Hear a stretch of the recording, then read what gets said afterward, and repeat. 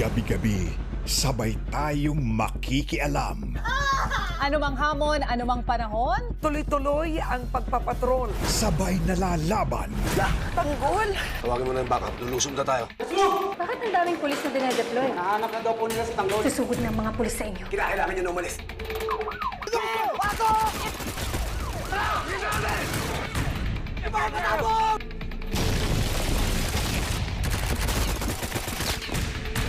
Buksan nyo! Hindi ba di makatakas yung tanggol?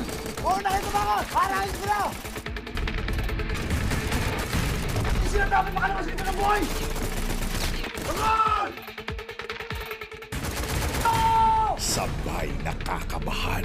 Lahat ng dadaanan nating area, check may bantay. Buhay ang kabayaran sa pakikialam nyo. Mamatay din naman tayo lahat di ba? Umalis sila rito sa loob ng isang oras. Kung hindi, papatay ulit ako ng mga hostages.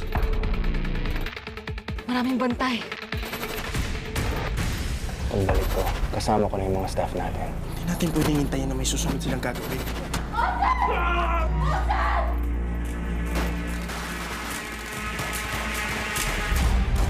Ayoko siyang magstay dito, pero natakot ako na... Itatakas niya si Seth. Magdi-divorce na sila ni Scott. Nag-aalala ako kay Alice, ha? Nararamdaman ko parang takot siya mismo kay Scott, eh.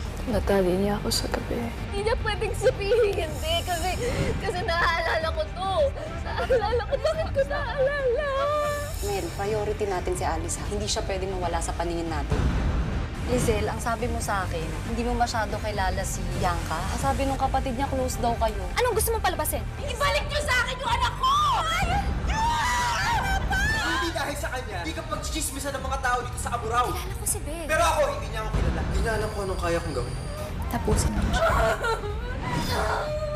Sabay na magmamahal.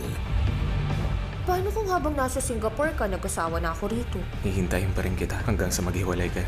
Kung di mo ako kakapitan, lulubog ako. Ano ginagawa niyo? May pusong manlalamig. Uy guys, tingnan niyo to oh. May dalawang kababata ako. Nagtapat sila ng feelings nila sa akin. Magpaliwanag ka sa amin. Walang gusto si Jana sa kahit isa sa atin. Kami ng dalawa, hindi lang namin sinasabi sa'yo. Nag-iilusyon tong si Enzo, no, Jana? Dahil ngayong Pasko, wala tayong iwanan sa ating primetime bida.